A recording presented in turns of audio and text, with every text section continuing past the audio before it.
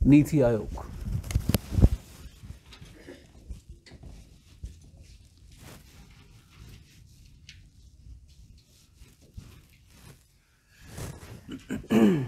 तो सबसे पहले नीति आयोग में हम देखेंगे हमारी सोसाइटी में, इंडियन सोसाइटी में क्या चेंजेस हो रहे थे, इसकी वजह से हमें नीति आयोग ज़रूरत था। उसके बाद इन चेंजेस में हम 5-6 चेंजेस अंडर डिफरेंट हेडिंग्स देखेंगे। Then will study about the structure of NITI Aayog, what is the structure of NITI Aayog, और फिर उसके फंक्शन क्या है, और इसी में मैं आपको कुछ क्रिटिसिज्म भी इसका बता दूंगा। तो पहले क्या चेंजेस हो रही थी इंडियन सोसाइटी में कि आपको नीति आयोग की ज़रूरत पड़ी। ठीक है, अब NITI Aayog is going to be very important for coming years, क्योंकि इनका जो पहला स्ट्रैटेजिक प्लान था वो था इनका 2017 से 2020, थर्ड स्ट्रैटेजिक डॉक्यूमेंट। 2020 क्योंकि ख़त्म हो गया, अब इनका जो 7th ईयर का 7 साल का स्ट्रैटेजिक प्लानिंग थी 2024 तक है वो, अब वो शुरू हुआ है। वो 2018 से शुरू हुआ था, अब क्योंकि फोकस उस पर होगा ज़्यादा। फिर उनका 15 साल का डॉक्यूमेंट है जो 2035 तक है, तो इसको हम कहते हैं ये विजन 2035। और रिसेंटली इसी दिसंबर में हुआ, दिसंबर 14, नीति आयोग ने एक और प्रोग्राम लॉन्च किया, पब्लिक हेल्थ सर्वेलेंस, PHS।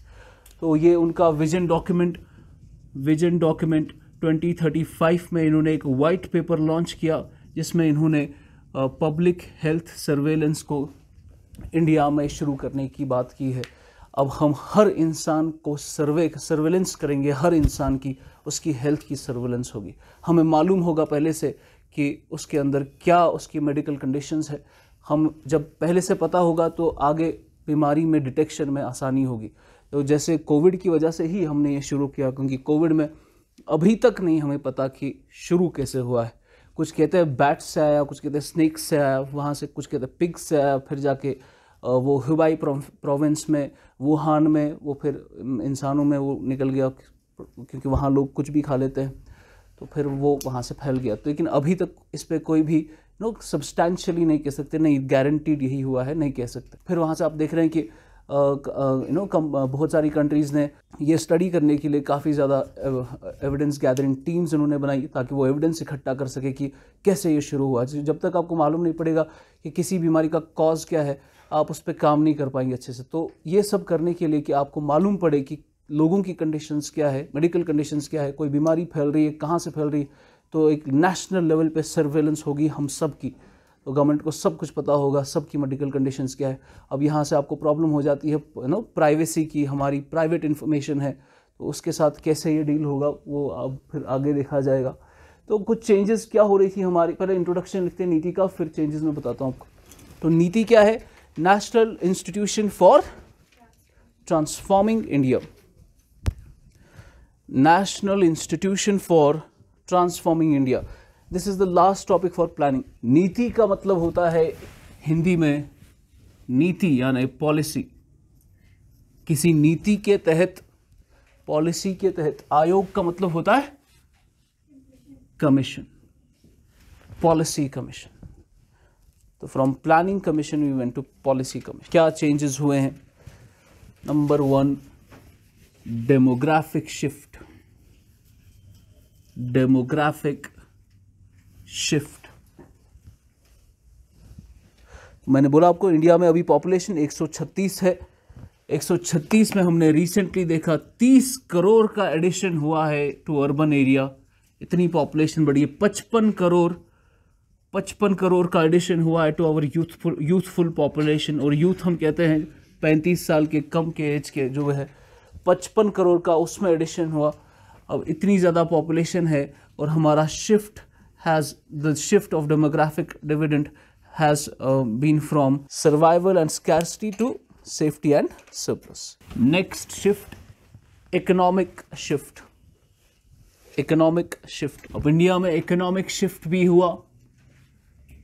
हमने रिफॉर्म्स तो देखे, वो प्लानिंग कमीशन में ही उन्होंने इंक्लूड किया रिफॉर्म्स को। First generation reform, second generation reform, third and fourth generation reform भी है। अब इकोनॉमिक शिफ्ट में हम क्या देख रहे हैं? अब इंडिया में क्या शिफ्ट हुआ है? इंडिया में सबसे पहले अगर आप देखेंगे, जब हम आज़ाद हुए, पहले जब प्लान था हमारा, उस वक्त हमारा जीडीपी कितना था?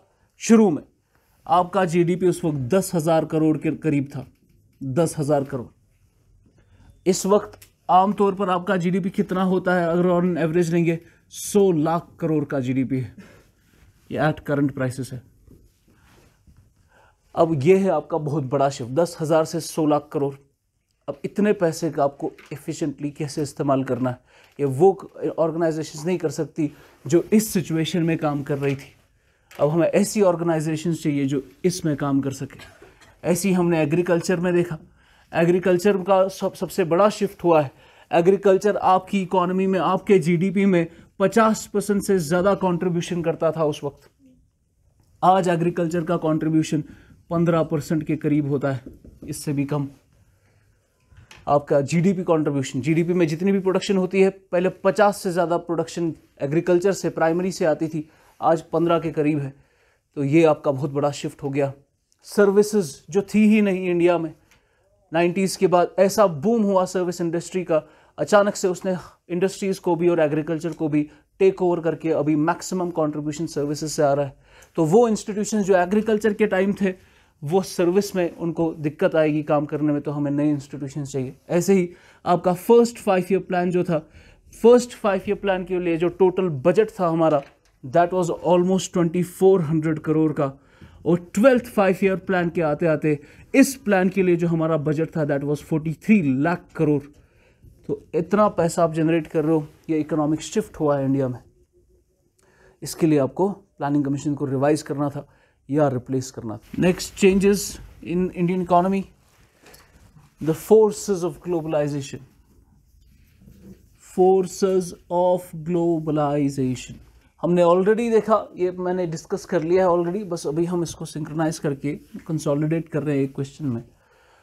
फोर्सेस ऑफ ग्लोबलाइजेशन क्या? आपकी इकोनॉमी जो 1980s तक अच्छी खासी चल रही थी, 1980s के बाद जैसे ही हमने रिफॉर्म्स किया, रिफॉर्म्स के बाद हमने सबसे पहले देखा ईस्ट एशियन क्राइसिस हुआ, है ना। तो थाईलैंड से ये शुरू हुआ था, थाईलैंड से शुरू हुआ। इसकी वजह से इंडिया के एक्सपोर्ट्स क्या हो गए? कम हो गए। तो ये क्या मैं कह सकता हूँ, ये बाहर, इंडिया की इकोनॉमी के बाहर एक क्राइसिस था जिसकी वजह से इंडिया में स्लो डाउन हुआ। तो ये पहली ऐसी एग्जाम्पल थी कि हमने देखा दुनिया में कहीं और पे कुछ चीज़ हो रही है जिसकी वजह से इंडिया की ग्रोथ में प्रॉब्लम हो रही है।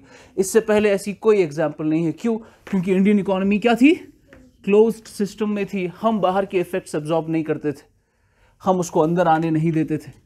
अब आप क्या, क्योंकि क्लोज्ड सिस्टम है, अब आपने इकोनॉमी को जैसे ही छोड़ा तो बाहर से कोई भी क्राइसिस होगा वो आप तक ज़रूर पहुंचेगा। दूसरा क्राइसिस हमने कब देखा? 2008 का सब प्राइम क्राइसिस, उसमें भी इंडिया में क्या था? स्लो डाउन हुआ उसकी वजह से। तो अब क्योंकि फोर्सेस ऑफ ग्लोबलाइजेशन की वजह से आपकी इकोनॉमी पे असर पड़ सकता है, you need to have a better strategy. Planning commission close system में काम कर रहा था, आपको अब एक ओपन सिस्टम मिला है, इसमें आपको बेहतर परफॉर्मेंस चाहिए।